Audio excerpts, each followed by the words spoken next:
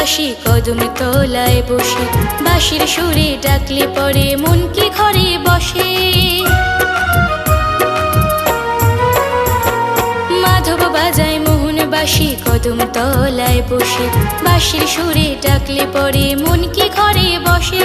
শুনলে বাঁশি ছুটে আসি মন মানে না, ভাল লাগে না সুখী ওগো ভাল